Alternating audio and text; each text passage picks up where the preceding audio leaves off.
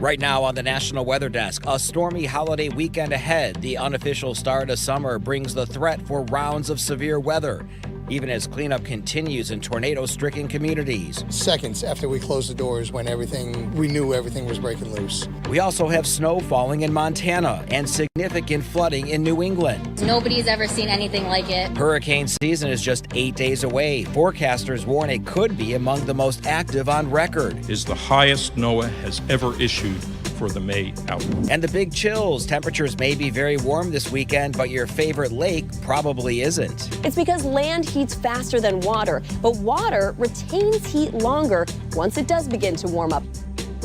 From our nation's capital, this is the National Weather Desk. Good morning and welcome to the National Weather Desk. I'm meteorologist Steve Rudin from WJLA in Washington, D.C. The unofficial start of summer, it's finally here. While many enjoy great weather, severe storms could hamper your fun in the sun over the long holiday weekend. Robust storms are already popping on radar this morning. Several tornado warnings have been issued in Iowa. Let's go deeper, starting with today's storm threats, which impact 82 million across the country. There is a slight risk of severe storms from Texas to Michigan, including Dallas, Chicago, and Indianapolis. A marginal risk includes Charlotte, Milwaukee, and Atlanta. Storm chances continue Saturday with the greatest risk of damaging storms in Oklahoma and Kansas. East Coast beaches from Delaware to Georgia may also see strong to severe storms. And then on Sunday, the risk is over the Midwest from Missouri to Kentucky. There were 21 tornado reports yesterday in the United States, of which 17 were in Nebraska, and this is one of them. While it may be hard to see, there is significant rotation in the storm. Damage was limited. The National Weather Service has already confirmed a tornado near the town of El Dorado in Oklahoma. Large hail was reported as the storm moved overhead. The twister knocked down power lines and caused minor damage. And here's one more tornado from yesterday. This is 80 miles to the east in Lawton, Oklahoma. There are reports of two twisters that destroyed at least 4 trees, or 4 homes, I should say, downing trees and snarling electrical service. Earlier in the week, a tornado touched down in Temple, Texas, and it was caught on camera. This footage was recorded by a couple's car camera as they took shelter at a nearby restaurant. It shows the tornado approaching in the top right corner of your screen. Then, in a flash, all you see is swirling debris. The storm left behind quite a mess. The National Weather Service says the tornado was an EF2 with maximum winds of 135 miles per hour. It did cause significant damage. Farrah Walton spoke with survivors, including one who was amazed that he actually lived to talk about it. Terrifying moments as a tornado touches down in Temple Wednesday night. Evelyn Perez and her neighbors now assessing the damage.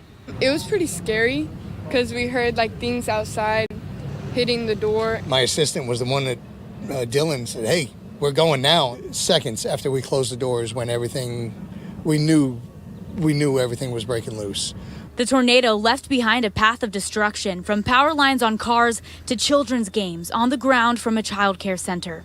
This is the door 8 Domino's workers exited from after sheltering in place. Heath Barr is the store's general manager. His immediate thought, how did we even make it? I mean, there's 2x4s and 2x6s sticking out the side of my building. Half of it's gone. It moved my so many 1,000-pound oven from one side of the store to the other. Temple Mayor Tim Davis says the damage is extensive. This was a very strong and devastating tornado. There are many people that lost property, many people that lost homes. There were a few injured. About 150 miles away in Coleman, Texas, residents are picking up the pieces after a severe hailstorm this week. Nearly every window in this house was shattered after quarter to golf ball sized hail fell for nearly 30 minutes. This happened Wednesday afternoon. Another common sight around town, dented cars along with cracked windshields and damaged trees. As tornado recovery was top of mind in Texas, wild weather paid a visit to southern New England. Upwards of 2.5 inches of rain fell across Rhode Island yesterday. Downpours triggered flooding throughout the Providence area, crippling the morning and midday driving commutes. Many streets look more like rivers, with water waist high in some locations. Aaron Coogan reports. Ooh, it's really flooded. on the highway. Oh my God. A slow drive on I-95, cars and trucks forced to dodge lake-like conditions behind the wheel. Drivers dealing with low visibility and reduced traction on the roads. Fun time. The torrential rains across southern New England, triggering flash flood conditions throughout the region. In Fall River, cars stalled in standing water. Wow, I've lived 19 years living over here. Never seen anything like this. The Rhode Island Department of Transportation taking to social media to warn motorists of more than 30 weather-related crashes and road closures. Oh my God, my car! Elm Grove Avenue in Providence looking more like a raging river. The street was completely flooded. People running inside, trying to get in from the rain. Cars going by could not get by. It was pretty crazy. It was at least like ankle deep. And people, they were taking pictures and videos. Nobody's ever seen anything like it. And in East Providence, an impromptu rescue. Locals springing into action to assist two people stuck in their car amidst rushing floodwater. There was two old ladies that got stuck in the car, and they couldn't get out of the car because they had a walker and everything else. I had to help them get out of the car. The neighbors grabbed some blankets because they were freezing. Because down there, it was like almost 4 feet high. The upcoming hurricane season could be one for the record books. NOAA released an ominous outlook for the 2024 season yesterday, and they didn't mince words. You have your all the energy in the oceans. We have an active African monsoon, so check. Don't expect a whole lot of shear, check. So you really look at all the different patterns, and they all come together to make this big forecast. Florida meteorologist Jennifer Collins has details as what to expect this season. NOAA released their official hurricane season outlook for 2024 on Thursday morning and are calling for an above normal season with 17 to 25 named storms, 8 to 13 of those hurricanes, and 4 to 7 of those major hurricanes. That's a category 3 or higher. Now, this is the highest May forecast ever released by NOAA for the Atlantic Basin. Why are they calling for an above normal season? Well, it's the development of La Nina in the equatorial Pacific. This increases the trade winds in the equatorial Pacific and can actually cause changes to global weather patterns, including in the Atlantic, where it reduces the trade winds there and can reduce wind shear in the Atlantic. This favors storm development. Also, near record warm sea surface temperatures have been recorded in the Atlantic Ocean, and we know tropical systems need warm water to form. So the more warm water there is, it makes it easier to energy and fuel storms that do develop. A reminder, always prepare ahead of the season. Remember, it only takes one storm to bring impacts to your local community, and always stay informed and prepared with the latest forecast from the National Hurricane Center. And coming up in about 5 minutes, we'll speak with a climate scientist about how the upcoming hurricane season will be. In Montana, it still looks like winter. Up to 18 inches of heavy, wet snow fell across western portions of the state. The highest amounts fell at the highest elevations. It's most snow that area has seen in many, many years, and records for some towns. Snow caused problems on area roadways and led to power outages as well. Things are slowly turning back to normal today, but really pretty out there. The weather is much better in Utah, where the search and rescue crews are preparing for an influx of hikers this weekend. Kristen McPeak has more. Search and rescue crews tell me they are active all year round so they can keep people safe. People who have been locked up basically all winter, they're going to want to get out and enjoy this beautiful weather in the mountains that we have in our own backyard. We're always staying on top of what we need to for those particular types of seasons, since we have all 4 seasons here in Utah. Crews have been training by doing fitness tests, hiking Mount Olympus, and practicing swiftwater rescues, something that Bassam says is important this time of year as spring runoff has waters moving quickly. As for this weekend, Bassam says crews are ready in case any calls come in. For areas where you're going out and it's a little more remote, certainly thankful to have people around that are able to help you and assist you if something goes wrong. Severe storms on a wedding day? Well, it's not ideal, right? Well, don't tell that to a couple from Kansas. When stormy skies appeared on Sunday, the couple's wedding photographer found the perfect opportunity to capture a very, very memorable moment. The straight line winds came through, the wind blew perfectly like how I needed it to blow, and I was like, man, this is just perfect. And results are photos that have gone viral, with many people commenting how jealous they are of the couple. And coming up on the National Weather Desk, a look at some of the risks that could come with a process known as marine cloud brightening.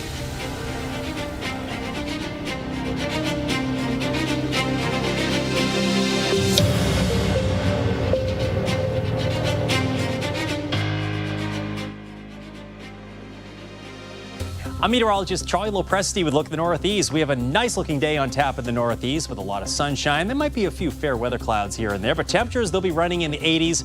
We'll have lower humidity with a breezy west to northwest wind during the afternoon. Here we are 2 o'clock in the afternoon. Notice those 80s with a lack of clouds. Now, as we go into Saturday, it's a few degrees cooler. Temps look a little more seasonable at times. 60s and 70s make an appearance. Some of those showers will try to get in here, particularly in northern New England on Sunday. I'm Chief Meteorologist Gerard Bailey. Here's a look at the mid-Atlantic region. Still looking at a chance for a shower or two for your Friday morning, but towards your afternoon, things should dry out a lot. We should actually see a little bit of sunshine to come our way, but the rain chances will continue this weekend as we are continuing to watch the same weather maker bring us good rain chances. Saturday morning, mostly dry, but the evening and afternoon, we'll continue to see good chances for rainfall. Temperatures will still reach the 80s by tomorrow afternoon, a little bit cooler for your Saturday. I'm meteorologist Vitas Reed. Here's a look at your southeast forecast highs for the day. We're looking at high of in Raleigh, 86 degrees, 85 in Tupelo, Birmingham, 84 degrees, Pensacola at 86 degrees, 92 Jacksonville, 93 in Tampa. A few spotty showers across the Tennessee Valley, moving into South Carolina. Looks like some thunderstorms moving into Nashville and Memphis. A little stronger gusts of storms through Birmingham, and some more activity moving in on Friday night into Saturday to kick off the weekend with a few spotty showers and thunderstorms across the South.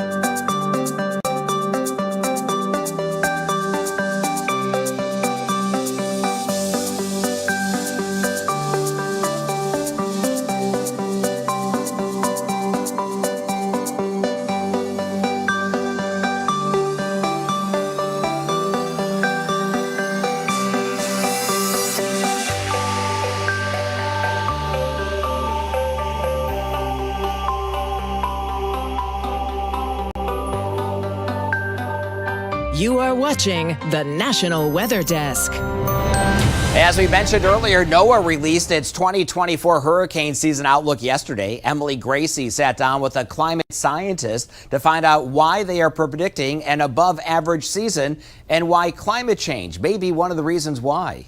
We expect that this is going to be an above average hurricane season. And there's a couple reasons for this. One is that there's very warm sea surface temperatures out in the North Atlantic Ocean. It's quite hot out there. It's record breaking temperatures for this time of year right now that we're seeing out in the North Atlantic. And those warm sea surface temperatures mean that there's a lot of available energy for hurricanes to sort of pick up that energy, use them to strengthen and become more intense. There's also the situation where we're moving from an El Nino period into a La Nina period. Well, we know that as we move into a La Nina season, like we're just about to, the wind shear goes down. And so there'll be less opportunities for storms to be arrested by very strong wind shear. You're with Climate Central. Can you tell me the role that climate change is playing in this? So we know that hurricanes are kind of like giant heat engines, almost like the engine in your car, actually. As you add fuel to the engine in your car, the car itself starts to move faster. And it's the same with a hurricane. As you add fuel to the hurricane in the form of warm sea surface temperatures that the hurricane encounters, it starts to spin faster and faster. The sea surface temperatures are more than 1 degree Celsius, so more than 2 degrees Fahrenheit warmer than they would have been, say, 100 years ago, or in a world without human-caused climate change. There's been an increase in the amount of Category 3+, so what we call major hurricanes, over the past 40 years. There's a very significant increase in those. A warmer atmosphere like we have right now compared to one without human-caused climate change means a wetter atmosphere. So we're seeing an increase of about 10 to 15% of rainfall associated with hurricanes. We saw this, for instance, with Hurricane Harvey and Hurricane Ian. And the final thing is storm surge. We know that sea levels are rising all across the planet, and especially along the United States coast. And higher water levels mean that there's more opportunity for that water to get picked up by hurricanes as they come along and brought on shore in the form of storm surge. To hear more from Dr. Guilford, including how hurricane tracks are shifting, head over to YouTube to watch the longer version of this interview. Just search the National Weather Desk. You'll find it on our interview playlist. Yesterday, we told you about a process called marine cloud brightening to help reduce carbon in the atmosphere. Today, we bring you part 2 and why some scientists say there are risks that come with the process. Marine cloud brightening may give us a way to slow global warming in the future, but what kind of side effects could it have? One recent study found that if it's done on just a few areas of the Earth's oceans, it would cool our temperatures down some, but could also really dry out the Amazon rainforest in South America. Another study found that if it's done on a much wider scale across our oceans, it could cool the Earth down even more, actually increase rainfall in the Amazon rainforest a little, but could also lead to drier winters here in California through a localized La Nina effect. And a third study found that by including plants and trees' reactions to the higher levels of future atmospheric greenhouse gases in their simulations, there could actually be less drought because the trees and plants would then require less water to grow. It's clear that there are still many unknowns to think about before we could ever even try marine cloud brightening. However, one thing just about all scientists agree upon is that this would not be a permanent solution to global warming. It should only be considered as a complement to other efforts to reduce greenhouse gas emissions. For one thing, it could only cool our temperatures down a little. If the large-scale burning of fossil fuels like gasoline and coal continue, carbon dioxide levels in the atmosphere will continue to rise, causing the Earth's temperature to continue to rise. This will eventually lead to the Earth's temperature soaring way past any cooling done by marine cloud brightening, so reducing carbon in the atmosphere remains the #1 goal for atmospheric scientists. Another point is that once you start significant marine cloud brightening, one scientist at Stanford University says it needs to be continued until greenhouse gases are reduced significantly. If we were ever to stop geoengineering after deploying it at high levels, there's a high probability of catastrophically rapid warming. Warming the Earth's temperature a couple of degrees in a couple of years would be catastrophically rapid warming. Our ecosystems may not have time to adjust to this rapid warm-up, which could lead to disastrous consequences. As summer approaches, many look forward to taking a splash in local lakes and other waterways, but be forewarned, the water is most likely a lot colder than the air. Meteorologist Violet Scriber explains. During spring to early summer, we start to see the land heating up, but the water takes a little bit longer, still feeling cool during this time of the year. But why does this happen? It's because land heats faster than water, but water retains heat longer once it does begin to warm up as we go through the season. Eventually towards fall, it stays warmer than the land does. Why does this happen? Well, looking at an example of water versus air and land as well. Water is a slow conductor of heat, so it takes more energy to heat it up. But it has a higher heat capacity than land, holding on to that heat a lot longer than air and land will. Let's look at an exact example. Lake Ontario, temperatures through the months for an entire year. Obviously, summer is the warmest, winter is the coldest. The coldest that Lake Ontario gets is in the mid-30s as we go towards late winter and early spring. Right now, we're at the end of May, early June. Temperatures are in the 50s. It's not until July, August, September that we start to see temperatures climbing back up into the 70s. So we still have a few months to go. Besides Lake Ontario, looking at some other local lakes, right now Oneida Lake's surface temperature is 53 degrees, Onondaga Lake 57, Otisco Lake 59 degrees, Skinny Atlas Lake 55, Owasco Lake 56, Cayuga Lake 54, Canandaigua Lake 56, and of course Lake Ontario is still in the lower 50s. So you can take a dip, but maybe not for too long just because it is still cool in the lakes. But later on this summer, you'll be able to enjoy those warmer temperatures. Let's check the weather across the country. Some popular Memorial Day weekend destinations. We start in Wildwood along the New Jersey shore. The 38-block-long boardwalk includes over 100 rides and attractions. Scattered thunderstorms are in the forecast today with a quieter forecast for tomorrow. Highs will reach the 70s. More than 100,000 fans will fill the Indianapolis Motor Speedway Sunday for the 108th running of the Indy 500. Rain is in the forecast, along with a chance for a few strong to severe thunderstorms. The race has only been completely postponed 3 times since it started in 1915. Next up, the self-proclaimed happiest place on earth plan for big crowds and long lines at Disney World in Orlando, Florida. It'll be a hot weekend with highs well into the 90s. And welcome to the Windy City. Chicago's Navy Pier lights up with fireworks on Saturday night and more shows every Wednesday and Saturday throughout the summer. Storms are possible today, but tomorrow it's looking pretty good. Lots of sunshine and high temperatures in the lower 70s. And before we take a short break, we soar over Wisconsin's Renard Island.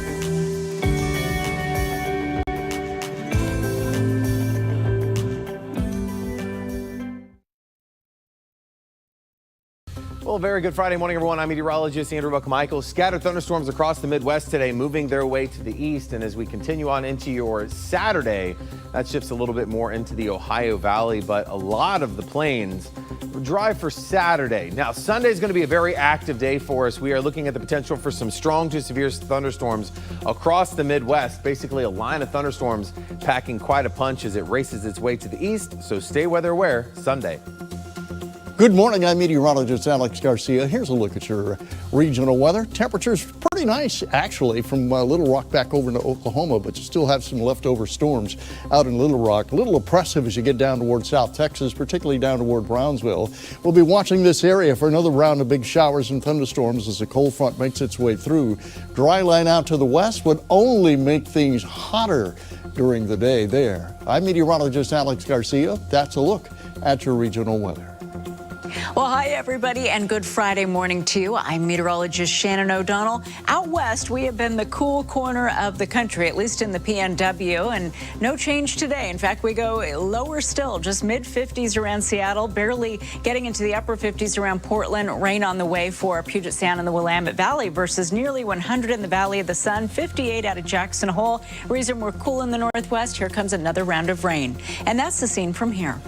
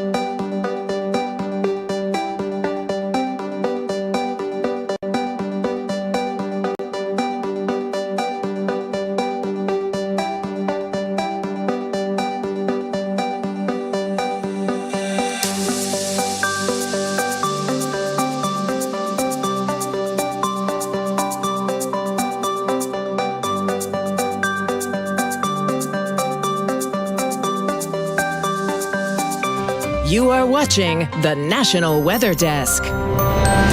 If you live in an area that doesn't have a whole lot of light pollution, clear skies this long holiday weekend may have you taking a little sky gazing or perhaps nighttime photography. Meteorologist Matt Monroe has tips for that perfect nighttime shot.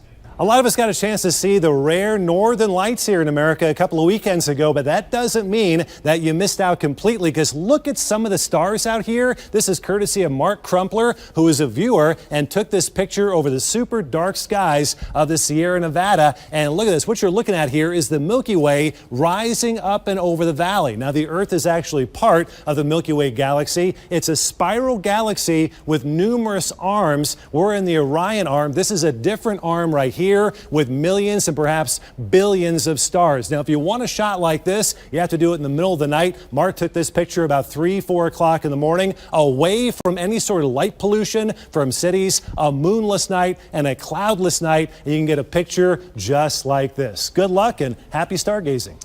Are you looking for more great weather content? Be sure to check us out on social media. You can find us on all your favorite platforms. Just search the National Weather Desk.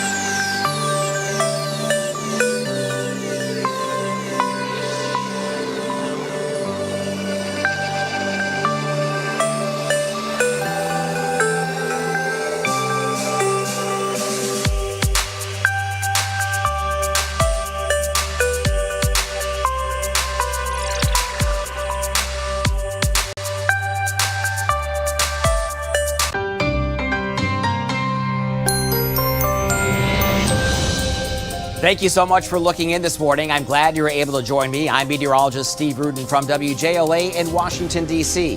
Have a safe holiday weekend and take a moment to remember those who died while serving in the United States Armed Forces. Good day.